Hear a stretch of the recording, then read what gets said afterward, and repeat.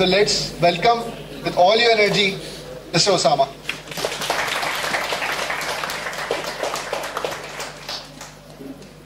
अस्सलाम वालेकुम। मैं सिर्फ सामा और मैं गेम डेवलपर हूँ। Okay, so am I audible? So I'm a game developer for about 5 years, and I've done master's degree and did research on how to utilize game in educational purpose. तो होता ये है कि games mostly आपको पता है entertainment के लिए इस्तेमाल होते हैं। तो मेरे पीछे मैंने ना इस बारे में थोड़ी सी रिसर्च की कि बाहर की यूनिवर्सिटीज़ जो हैं वो स्कूल और कॉलेजेस और यूनिवर्सिटीज़ में गेम्स को एजुकेट करने के लिए भी इस्तेमाल हो रही हैं। तो इस बारे में मैंने एक रिसर्च की जिसमें मैंने जो है मैट्रिक क्लास के लिए जो है फिजिक्स रिलेटेड एक गेम बनाया, जिसमें मैंने जो है रिफ्लेक्शन और रिफ्रैक्शन के कॉन्सेप्ट को कवर किया। तो उसमें कॉनकेव लेंस, कॉन्वेक्स लेंस, उनमें डिफरेंस जो है वो किस तरीके से स्टूडेंट जो है वो डिस्टिंग्विश कर सकते हैं, उसके लिए मैंने कुछ लेवल्स बनाए। तो आधे स्टूडेंट्स को मैंने जो है वो नॉर्मल टीचर्स के साथ जो है वो क्लास में भेजा, और आधे स्टूडेंट्स को मैंने जो है वो अपना गेम का एक्सपेरिमेंट करवाया। फिर दोनों का टेस्ट का रिजल्ट देखा, तो जो वो स्टूडेंट्स जिन्होंने गेम्स खेला था वो सारे क्वेश्चंस के आंसर्स कर पा रहे थे, क्योंकि उन्होंने उसको ना विजुअली रिलेट किया कि किस तरीके से जो है वो उनकी पिक्चर मेमोरी उनकी हेल्पफुल रही। बस उन्होंने ना पिक्चर मेमोरी के थ्रू याद कर दिया सारे टर्म्स को और आराम से जो है वो आंसर कर सके। Next slide. ये आफ्टर इंट्रोडक्शन है बेसिकली। तो ये तो गेम डेवलपमेंट किस तरीके से आपको हेल्प कर सकती है। बेसिकली जो इनका टॉपिक था वो बेसिकली ये था कि गेम्स में जितने भी एसेट जनरेट होते हैं उसमें किस तरीके से असिस्टेंस हो सकती है। जबकि मेरे टॉपिक में डिफरेंट ये आ रहा है कि बेसिकली मैं कोडर हूँ, तो हमारी डेवलपमेंट टाइम किस तरीके से शॉर्ट हो रहा है, जबकि जो प्रोजेक्ट्स हम महीनों में कर सकते थे वो हम किस तरीके से कोडिंग के थ्रू शॉर्ट कर सकते हैं एआई की हेल्प से। Next. So first of all procedural content generation, जैसे कि इन्होंने कवर किया, जिसके अंदर जो है हम पूरे टेरेन, पूरे टेक्सचर्स वगैरह कवर कर सकते हैं। एनपीसी बिहेवियर, एनपीसी बेसिकली हमारे चैटबॉट्स भी हो सकते हैं, और हमारे जो कैरेक्टर्स हो गए, हमें फॉर एग्जांपल जीटीए में कोई कैरेक्टर आ गया और उससे हम इंटरेक्ट कर रहे हैं, तो किस तरीके से हमसे बातचीत कर सकता है। तो वो बातचीत जो है बजाय हम उसको पूरा का पूरा डाटा बनाएं, हम एआई के हेल्प के थ्रू एनपीसी जनरेट कर सकते हैं सही। और हम जो है गेम के डिज़ाइन कर सकते हैं, हम क्यूए भी कर सकते हैं एआई की हेल्प से, और हम क्विकली प्रोटोटाइपिंग भी कर सकते हैं ताकि हम जल्दी से जल्दी डायरेक्ट डेवलपमेंट फेज में आए। नेक्स्ट।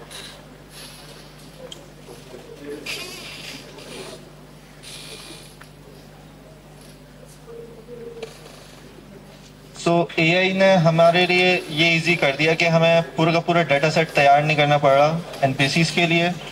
और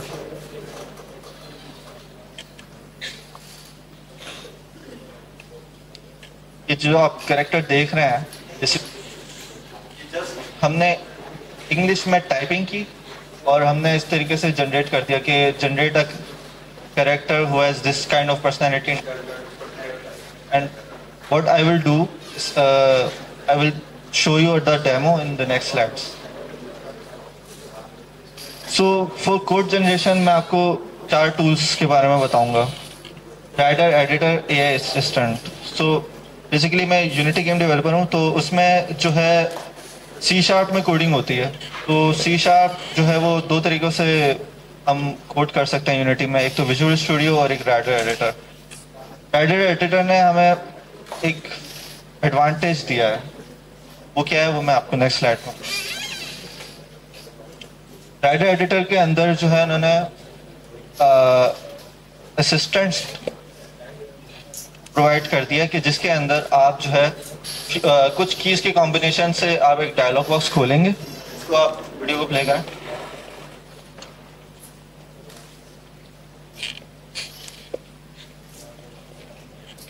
Aligns on the X and the Z axis, and that will use one of the prefabs that I downloaded earlier from the asset store. So what I'm going to do in the start methods, I'm going to Alt-Enter, use the AI actions, and then generate codes. The prompt I have here is very specific. I will read it to you. I just pasted it because it's very long and I don't want you to see me typing, but it's generate a 5x5 grid on the X and Z. So basically, इनको करना ये है कि cube को generate करना है और 5x5 की ग्रिड पे जनरेट करना है, और instead of writing the full code like सोचते कि क्या फॉर लूप का इस्तेमाल हो या कुछ, मतलब अगर आपको कोई टेक्निकल नॉलेज नहीं है, आप प्रोग्रामर नहीं भी हैं, तो आप जो है अब एडिटर में भी ऐसे टूल्स आ चुके हैं। आप मोस्टली जितना भी सीनियर डेवलपर होता है वो गूगल पे जाता है, वो गूगल पे जाकर जो है वो हर चीज़ के बारे में सर्च करता है कि क्योंकि उसकी मेमोरी इतनी नहीं होती, उसको पता है कि उसको क्या अचीव करना है, लेकिन वो हमेशा गूगल का ज़रूर सहारा लेता है, स्टैक ओवरफ्लो का सहारा लेता है। लेकिन अब फ़ायदा ये हो गया कि हमारे जो एडिटर हैं वो इतने एडवांस हो गए हैं, एक तो इंटेलिजेंस बहुत एडवांस हो चुकी है, वो हमारे पूरी बात लिखने से पहले ही हमारी चीज़ें कंप्लीट कर देती है। लेकिन उससे भी आगे की कहानी ये हो चुकी है कि अब हम इंग्लिश में कुछ भी हम सेंटेंस लिखें और वो हमारा पूरा का पूरा ब्लॉक जनरेट हो जाता है। तो इस वीडियो को थोड़ा सा आगे इस वीडियो को थोड़ा सा बीच पॉज होगी। Here is very specific. I will read it to you. I just pasted it because it's very long and I don't want you to see me typing. But it's generate a 5x5 grid on the X and Z axis containing the grid element prefab with a 1.1 distance between each elements. Scale the grid element prefab to 0.5 by 0.5 and color the grid element prefab red, blue, green, yellow, or gray randomly. Let's execute that one and see what the AI system makes of it. So it's already creating a field to hold my grid element prefab. It's setting the spacing in a private variable, so that's also quite useful, and then adding everything to my grids. This looks pretty much okay, so let's accept all of the changes that we have here, save, and go back into the Unity editor. Now my main game object now has a link to link a grid element prefab, and what I'm going to do is search the assets that I have in my project for a 2x2 brick to use there. Let's switch into game mode and see if we have a grid, and yes we have. We have a grid that is generated by code and I didn't even have to type a line of code, so that's pretty cool I think. That's right. So, The next thing, a line. So chat GPT का तो सबको idea है कि chat GPT से आप code generate कर सकते हैं, लेकिन यहाँ पे मैं आपको ये शेयर करना चाहूँगा कि चैट जीपीटी से हमें क्या फ़ायदा हुआ है, और स्पेशली जो चैट जीपीटी की 4 का मॉडल है उसमें हमारे पास ये फीचर आ चुका है कि हम डॉक्यूमेंट को अपलोड करें और उसके बेसिस पे हम कोड जनरेट करवा दें। लेट्स से मेरे पास क्लाइंट की एक रिक्वायरमेंट आती है कि आपको जो है आपके पास 10 गैराजेस हैं जिसके अंदर ये एट्रीब्यूट्स हैं कि फर्स्ट गैराज जो है वो कार का गैराज है, सेकंड गैराज जो है वो उसमें रिपेयरिंग सर्विसेज हैं, और हमें ना बहुत सारी डिटेल्स बताई हैं। तो मैं बेसिकली चैट जीपीटी को डॉक्यूमेंट अपलोड करके ये बात बोल सकता हूँ कि इससे रिलेटेड आप जो है ना मुझे क्लासेस जनरेट करके देते हैं, और मैं ये भी बोल सकता हूँ कि इससे रिलेटेड एक जेसॉन आप जनरेट करके देते हैं। तो होगा ये कि instead of reading my whole document जो कि क्लाइंट की तरफ से हमें प्रोवाइड होता है वो अराउंड 30, 40, 50 पेजेस या 100 पेजेस का भी हो, हम उस डॉक्यूमेंट को अपलोड करके सिंपल हम पूरी की पूरी क्लासेस जनरेट करवा सकते हैं। और हाँ, अभी इतना एडवांस हुआ नहीं है चैट जीपीटी के वो उसमें 100% एक्यूरेसी हो, तो उसको थोड़ा सा प्रूफ रीड कर लें कि जो उसने क्लासेस जनरेट किए हैं, जो वेरिएबल जनरेट किए हैं, क्या उनकी नेमिंग में कोई इशू तो नहीं है, या फिर जो है ऐसा भी समहाउ मेरे एक्सपीरियंस में इस तरीके से आया है कि कोई सेमीकोलन मिस हो जाता है जब हम उसको कॉपी या पेस्ट करते हैं। लेकिन from my experience chat GPT ने ये चीज़ बहुत ज़बरदस्त की है।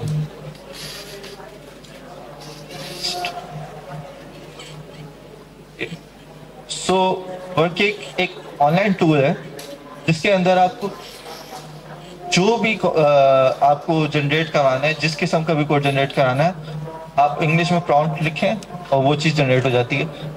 फ़र्क ये है कि एडिटर के अंदर नहीं है, ये अलग से ऑनलाइन टूल है। तो थोड़ा सा देखना की गई है। इसमें सिंपली हमने उसको प्रॉम्प्ट दिया है कि आप प्ले मोमेंट की स्क्रिप्ट जनरेट करें, और उसने पूरा का पूरा फंक्शनैलिटी जनरेट करके दी और उसके बारे में एक्सप्लेन भी करके दिया। और ख़ास चीज़ ये कि जो भी कोड जनरेट किया वो कमेंट्स के साथ किया कि ये फंक्शंस ये काम कर रहे हैं। तो अब नेक्स्ट स्लाइड। ओके, मैंने अब तक तो आपसे ये शेयर किया था कि स्क्रिप्ट्स कैसे जनरेट हो रही हैं एआई से, लेकिन ऐसा भी है कि पूरी की पूरी गेम भी जनरेट हो रही है। गेम क्या, कैरेक्टर्स जनरेट हो रहे हैं, तो इसके बारे में आपको डेमो देता हूँ। Now let's get started creating a project. This is the creation interface. Over here we have our game window where you'll see a preview of your game. The chat tab is where you'll spend most of your time. It's where you'll write your prompts to Rosie, our AI, to generate code for your game. The code tab shows the code running in your game. Rosie will add and modify code here based on your prompts, and you can make manual edits as well. The asset tab is where you generate assets for your games to what you want to generate. To have a better preview of your game, hit the full screen button. Now let's talk about the apply and reload buttons. After you make changes or add new assets, you'll need to apply these changes by hitting the apply button. This will update your project with the new code or assets. Once applied, the reload button will become active. Click the reload button to see the updates in your game window. This ensures all your changes are correctly implemented and visible in the preview. Once you're ready to share your project, head over to the publish button. Here you can change the title, set a thumbnail, and write a description for your game. Choose a good thumbnail to get attention for your game, and write a description to explain what it is. Finally hit publish. You'll get a link to share your project. Anyone can play your game using this link even without signing up. That's everything for this quick introduction to the Rosebud interface. If you have any questions, head over to our Discord. We're excited to see what you create. Thanks for watching and see you in the next video. Okay. So मैं आपसे कुछ procedural content generation के बारे में भी share करना चाहूँगा। तो एज्यूम करें कि हम इस हॉल में हैं और ये हॉल जो है इस पर कोई भी टेक्सचर नहीं है। लाइक ये टेबल बिल्कुल वाइट है, ये रूफ बिल्कुल वाइट है और ये फर्श भी पूरा वाइट है। हमें जो है वो 3D मॉडलर की तरफ से जो है ना वो मैशेस जनरेट होके मिल चुके हैं। इसमें हमें सिर्फ और सिर्फ जो है ना शेप्स जनरेट होके मिली हैं। अब यूनिटी ने ऐसे ऐसे प्लगइन्स निकाल दिए हैं कि जिसके अंदर हम प्रॉम्प्ट्स के थ्रू जो है उस एनवायरनमेंट के जितने भी रिक्वायर्ड मटेरियल्स और टेक्सचर्स हैं वो जनरेट कर सकते हैं। तो उसका डेमो मैं आपको शेयर कर दूँ। Let's say you want to prompt for a rainbow colored slime, hit generate, and in a matter of seconds, you get rainbow colored slime textures. Let's say you want paving stones. Same drill. Punch that into the prompt, hit generate, and you'll get that texture. Let's say you want red tile. Hit generate, and you will get red tiles. Now let's say you want something a little more exotic. Let's say you... Okay, इसको भी play करें, लेकिन without sound. So here's Alex. Okay, तो मैं आपको textures और sprites के बीच में डिफरेंस बताता हूँ। टेक्सचर और स्प्राइट के बीच में डिफरेंस ये होता है कि टेक्सचर जो है वो मटेरियल पे अप्लाई होता है। बेसिकली टेबल का टेक्सचर ये वुडन टेक्सचर है और ये रूफ का टेक्सचर ब्लैक टेक्सचर है। लेकिन स्प्राइट्स बेसिकली इमेजेस होती हैं, मतलब स्प्राइट्स मोस्टली जो है वो 2D गेम्स में इस्तेमाल होती हैं और टेक्सचर जो है वो मोस्टली 3D गेम्स में इस्तेमाल हो सकती हैं। डजंट मीन के 3D गेम्स में के अंदर जो है वो स्प्राइट्स यूज नहीं हो सकती, बिकॉज कोई ऐसी वॉल है जिसके अंदर कोई ग्राफिटी है तो उसको आप स्प्राइट्स के थ्रू दिखा सकते हैं। तो लेकिन हाँ 2D गेम्स में टेक्सचर्स का इस्तेमाल नहीं होता। तो इस डेमो में हमने अपनी मर्जी की स्प्राइट्स जनरेट की हैं। अच्छा, हम प्रॉम्प्ट्स के थ्रू ऐसी भी स्प्राइट जनरेट कर सकते हैं जिसकी कोई सेंस नहीं बनती, जैसे फॉर एग्जांपल T-Rex चिकन। तो इवन दो इसकी कोई रियल वर्ल्ड में कोई सेंस नहीं है, लेकिन उसने सोचा नहीं, उसने वो चीज़ जनरेट कर दी। नेक्स्ट। ओके, सो यूनिटी सेंटिस अभी लॉन्च नहीं हुआ, तो इसमें बेसिकली वो सारी चीज़ें हैं जैसे NPC जनरेशन, टेरेन जनरेशन और कैरेक्टर जनरेशन।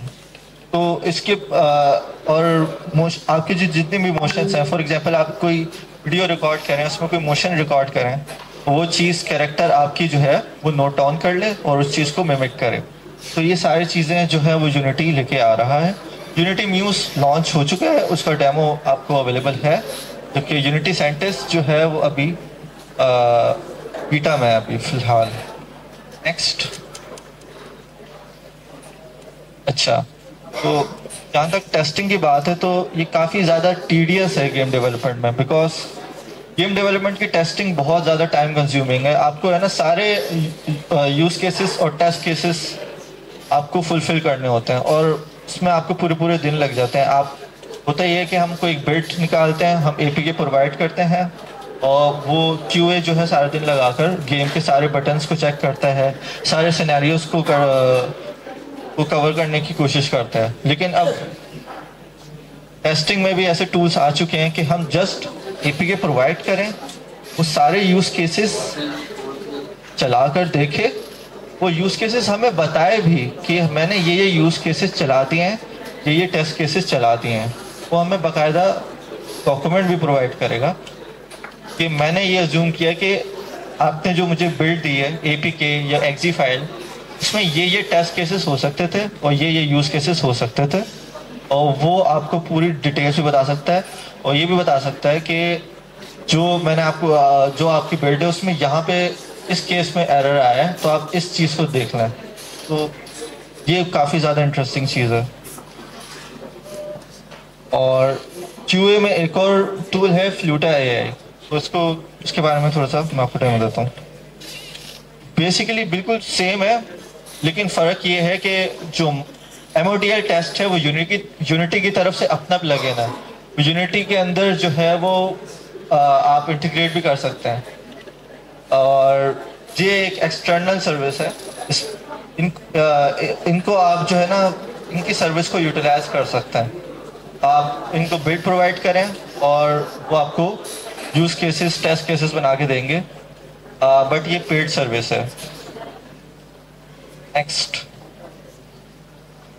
ओके, सो अगर हम कैटेगराइज करें तो हमने हमारे नोटिस में ये आया है कि यूनिटी जो AI को 3 तरीके से कवर कर रहा है। जनरेटिव AI यानी texture generation, environment generation, machine learning integration. Second वे ये है, यानी कोई चीज़ आपने लर्न कर लिया, किसी की मूवमेंट लर्न कर लिया, हैंड मूवमेंट लर्न कर लिया, उसके बेसिस पे आपने कैरेक्टर को भी मूव करवाया है। और थर्ड बिहेवियर के फॉर एग्जांपल आपने सर्टेन बिहेवियर गेम के अंदर किया, वो उसने याद किया और बिहेवियर के तौर पे जो है वो प्रिडिक्ट किया कि किस तरीके से आगे मुझे लेवल्स जनरेट करना है या कैरेक्टर को किस तरीके से जो है वो आपको बिहेव करवाना है। तो आपको मैं नेक्स्ट स्लाइड्स में डेमो भी शेयर कर सकता हूँ। तो बिहेवियर मॉडलिंग के लिए हमारे पास इनवर्ट AI के नाम से जो है वो टूल है ऑनलाइन। इसके अंदर फॉर एग्जांपल हमने एक कैरेक्टर लिया है सैडी एडलर, उसके बारे में हमने पूरी की पूरी डिटेल्स बताई हैं कि वो एक इंडिपेंडेंट वुमेन है, स्ट्रॉन्ग विल्ड है और काफ़ी टफ वुमेन है, उसकी लाइफ ऐसी गुजरी है, उसकी लाइफ ऐसी गुजरी है और उसकी फैमिली बैकग्राउंड इस तरीके से है।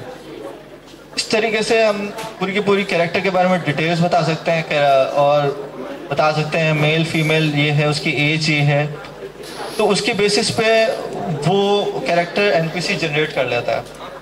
अब let's say character completely generate हो चुका है, अब हम उससे इंटरेक्ट करने पे आते हैं, तो वो वाली सारी प्रॉपर्टीज़ या वो वाली सारी बातें जो कि हमने बताई थी डिस्क्रिप्शन में उस कैरेक्टर के, वो उस हिसाब से जवाब देगा। फॉर एग्जांपल हमने डिस्क्रिप्शन में ये बात बोली थी कि सेडी एडलर काफ़ी गुस्से में रहती हैं, तो उन खातून से हम कोई भी बात करेंगे चैट पे, for example how are you, so वो जवाब में हमें बोलते हैं कि क्या ये कोई सवाल हुआ, आपने मुझसे ये क्यों पूछा कि मैं कैसी हूँ, आपको क्या मतलब, तो वो ये जवाब दे देगी। और अगर हम उसको ये डिस्क्राइब करेंगे कि Sadie Adler is a very sweet women, तो काफ़ी ज़्यादा मीठे जवाब देगी कि नाइस टॉकिंग टू यू और I am fine, thank you, इस तरीके से।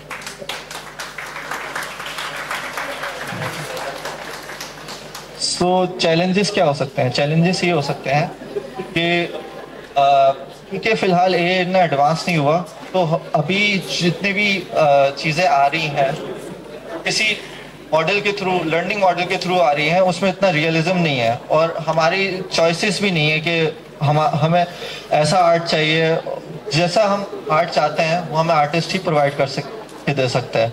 फॉर एग्जांपल अगर हमने चिकन लिखी थी तो एक ख़ास कलर कॉम्बिनेशन के साथ आ रही थी और ख़ास आर्ट स्टाइल के साथ आ रही थी, लेकिन जो ह्यूमन आर्ट होता है, जैसे आजकल हम एनिमे की शोज़ में देख सकते हैं, हर एनिमे डिफरेंट होती है, तो उसका आर्ट स्टाइल डिफरेंट होता है, वो चीज़ अभी तक एआई में अचीव नहीं हो सकती। और दैट्स इट।